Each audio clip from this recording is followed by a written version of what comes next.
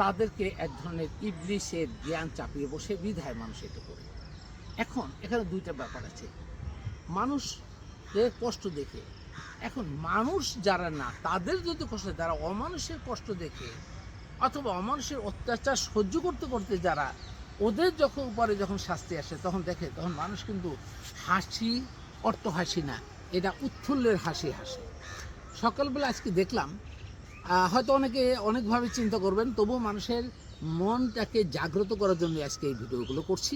কারণ এখানে হলো কি যে ভোক্তা অধিকার সংরক্ষণের ম্যাজিস্ট্রেট জনাব আব্দুল জব্বার ইতিমধ্যে এই বিগত 6-7 মাস ধরে দেখে আসছি ব্যবসায়ীদের উপরে নগ্ন হস্তে এমনভাবে ঝাঁপিয়ে পড়েছে, তাদের আত্মপক্ষ সমর্থনের জন্য কোনো কথা বলতে দেওয়া হয়নি।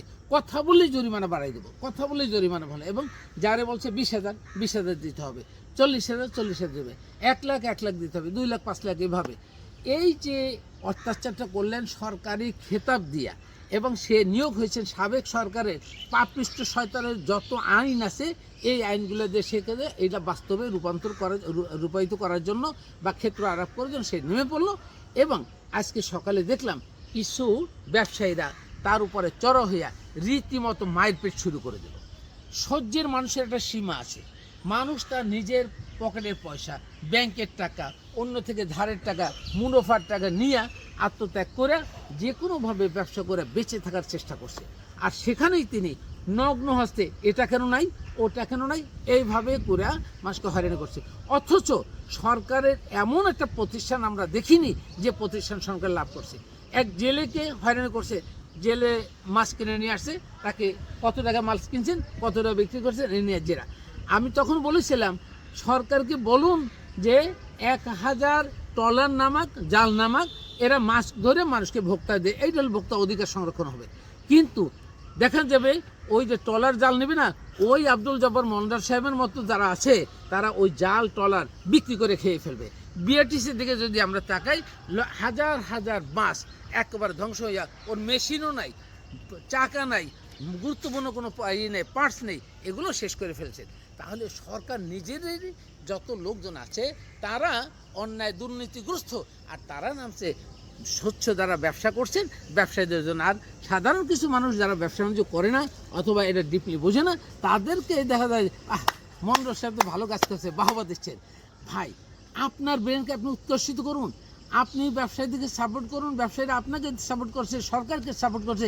এই ব্যবসায়ীরা আছে বিদায় এরা চালিকা শক্তি এই সরকারি কর্মকর্তা কর্মচারী আছে। আমি আজকের এই ভিডিওটা এই জন্য করছি, মন্ডল সাহেবের যে অত্যাচারটা হয়েছে একদিকে কষ্ট লাগছে, অন্যদিকে মানসিক শান্তি লাগছে।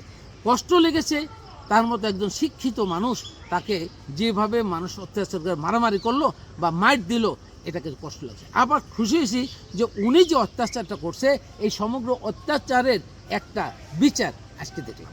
সুতরাং এখান থেকে যেন পুলিশ প্রশাসন থেকে শুরু করে, র্যাব, পুলিশ, ডিবি থেকে শুরু করে, সরকারের মন্ত্রী এমপি থেকে শুরু করে, রাজনৈতিক নেতাদের কথা শুরু করে প্রত্যেকেই যেন এখান থেকে শিক্ষা নেন যে জনগণের উপরে আপনার নগ্ন হাস অন্যায়ভাবে চাপিয়ে দেবেন না। যদি অন্যায় বলতে কি বোঝায়, কোরআনের আইন যেটা সেটা হলো, যেটা ফরজ করছে সেটা আইন, এবং যেটা নিষেধ করছে এটা বেআইন, অর্থাৎ করবেন না নিষেধাজ্ঞা। এই কোরআনের দলিলের ভিতরে স্ট্যান্ডার্ড মাপ নিয়ে তারপরে ন্যায় যাচাই করতে হবে। আল্লাহ তাআলা শেষে ফাআলামা ফুজুর হওয়া তাকুহা, আপনার ব্রেনকে আল্লাহ তাআলা ন্যায় বুঝাইছে কোরআন দিয়েছে তারপরে বোঝার জন্য। আর আপনি যদি কোরআনই না বুঝেন তাহলে ন্যায় বুঝবেন কেবে? সুতরাং যারা মাঠে ময়দানে নামছে, যারা বিচার করবেন এইভাবে নামছে, বিচারকদের পর্যন্ত বলবো আপনারা কোরআন জানুন, কোরআন বুঝুন, কোরআন বুঝে তারপর ন্যায় যাচাই করে তারপর মানুষকে বিচার করুন। আর না হলে বিচারে নামে অবিচার হতেই থাকবে। আল্লাহ হাফেজ।